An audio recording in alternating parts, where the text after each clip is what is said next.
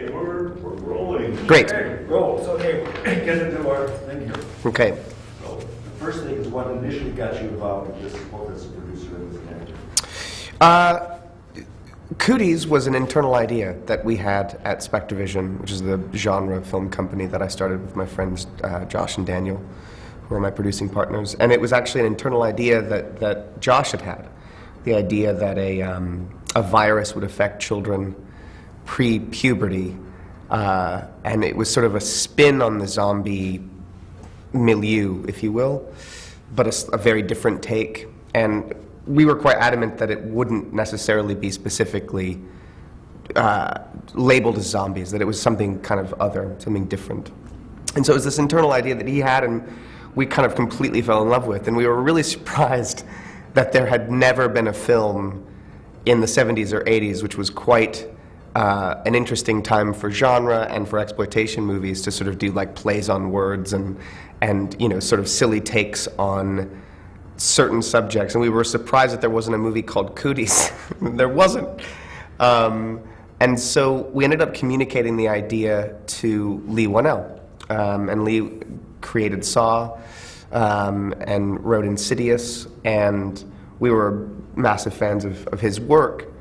And he fell in love with the idea and saw it as a comedy, which is something that we kind of had never seen.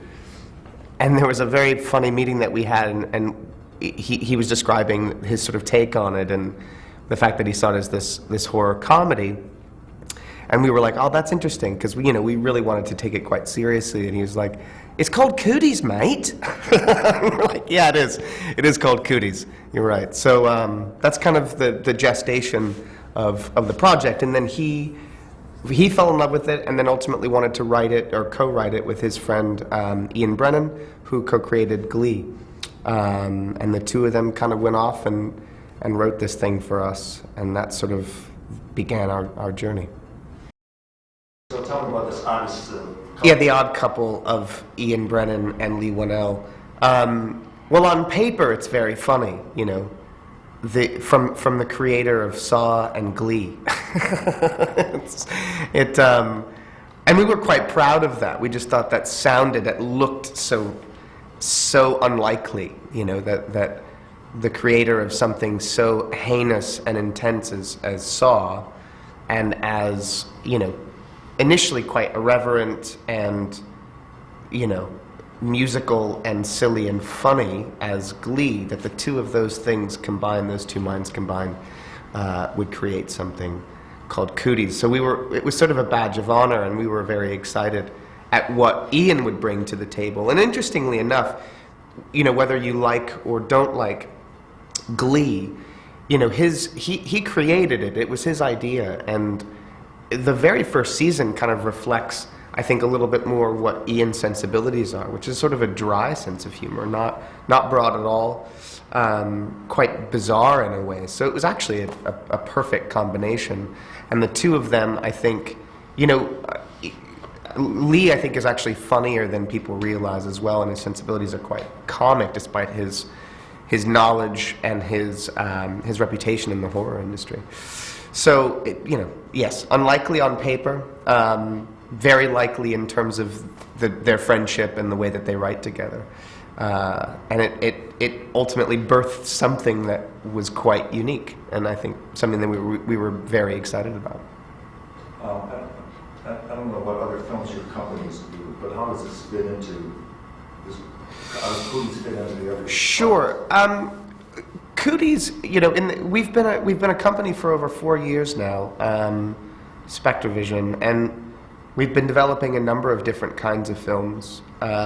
You know, our interest in getting into the world of genre and horror was really to produce horror films that, at their best, sort of challenge what one considers a horror film to be, and movies that, you know, ultimately rely more on character and story than specifically their genre elements or their exploitable elements.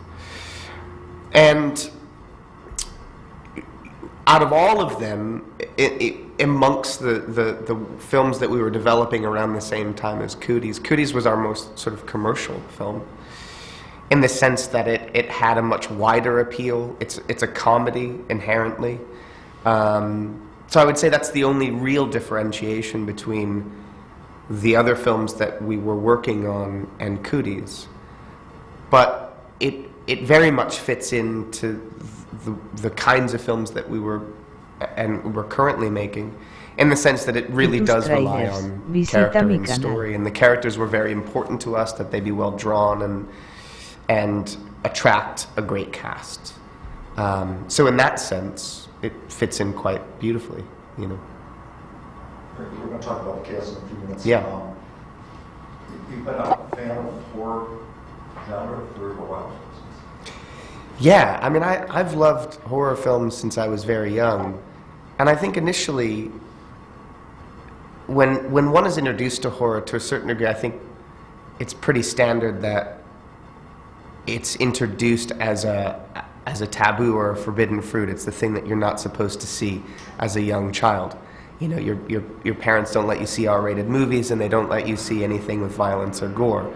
So of course that makes you very interested in seeing these things.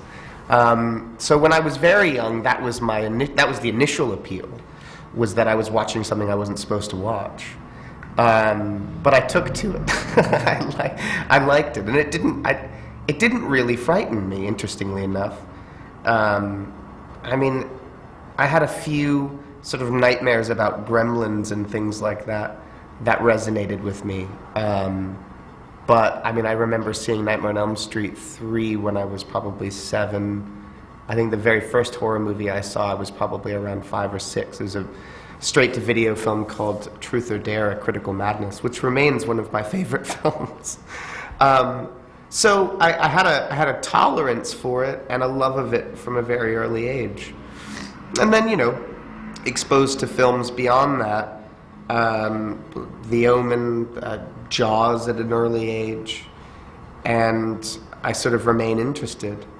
And it never really frightened me. I found them exciting and visually interesting, and you know, I think the more my taste became sophisticated, the more I appreciated them from an artistic standpoint than simply just being something to be seen that I wasn't supposed to be seeing, you know. Not too many nightmares. Not too many nightmares, surprisingly, and you know, nowadays obviously I'm so desensitized that you know, it takes a lot to really frighten me or to get under my skin. And I find most horror films, violence doesn't really get under my skin. It's the sort of more insidious things, psychological elements, you know,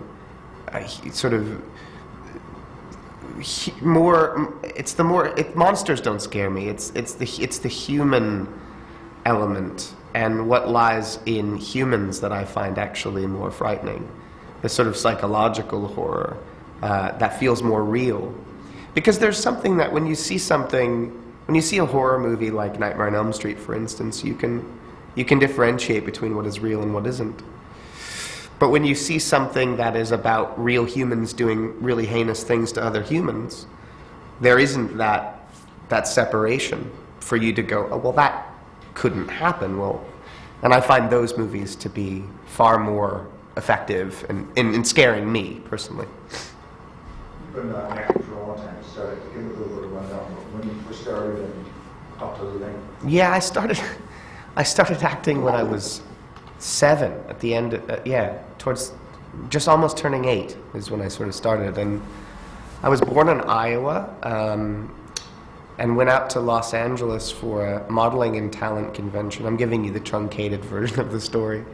With my mom and my brother. My brother's 7 years older than me, and he was doing sort of drama and musicals in school and had a vested interest in it. And my mom thought it would be fun for me to do commercials, and I thought that would be great as well. And the idea of moving to California was exciting, and all of it was sort of interesting prospect. And I met a talent manager who asked if I wanted to become an actor. I was 7 at the time, and that sounded exciting. So we kind of briefly moved out to Los Angeles, and I started auditioning for commercials and things like that. And within my first 6 weeks of auditioning, I got my first job, which was a Paula Abdul music video that a young David Fincher directed before he started making movies. And then I did a number of commercials, and then I started working in film, and I've been, quite fortunately, steadily working since I was a child, which is sort of remarkable to think about. In some ways, I sort of there's a cutoff point and a separation between myself as a child and myself as an adult to a certain degree. But yeah, I've been working for over 25, 26 years. Jerry, sorry, just to note, as you noticed, Elijah, there was a fly. Yeah. He got it. I'm just saying that it flew. We could see it prominently flying right across his face. So, during that part of the questions. It's all right. It was a nice grab. Thank you. Yeah. Thank you. Not missing a beat. Let's go on. Yes. Tell us what your character is. Clint Hadson. Clint Hadson, it's funny too, initially, the venture of starting this company was not just primarily, it was completely to be involved in producing genre films and not work on them as an actor. And it was something I really wanted to separate, that the work I did as an actor was quite different from the work I was doing as a producer, and not necessarily blend the two of those things. And Cooties was a film that it had come up in conversation about me playing the role of Clint, and I was quite adamant not to do it. Not because I didn't love the character or the script, I loved it. I just wanted there to be that separation, and I didn't necessarily want to work on something that I was producing as an actor at the same time. I lost that battle. And willfully, I loved the character, and I was quite keen to work on the film because I loved the script, and I knew it was going to be a lot of fun to bring to life. So, having said that, Clint Hadson is, he's a young guy who is sort of at a funny crossroads in his life. He had moved to New York to be a writer. He moves back to his small town of Fort Chicken to live with his mom and to take a job as a substitute teacher for extra money so that he can finish his book, because that's his aspiration, is to be a writer. And it's a little bit tail between the legs sort of situation for him, and it's slightly embarrassing, but he puts up this veneer that he's really there just to earn a little money so he can be a writer, but in reality he's a teacher. So it's him kind of returning to school, seeing this girl called Lucy, who's played by Alison Pill, who's wonderful, whom he'd had a crush on when they went to school together at this particular school. She's now a teacher. And he's thrust into this dynamic of the variety of characters of these teachers within this school. And that's essentially the sort of basic beginning points of who Clint is. And then ultimately, very, very soon after they start class, on that very first day that he's come to teach, this outbreak occurs amongst the children, and all of the teachers have to sort of band together to save themselves.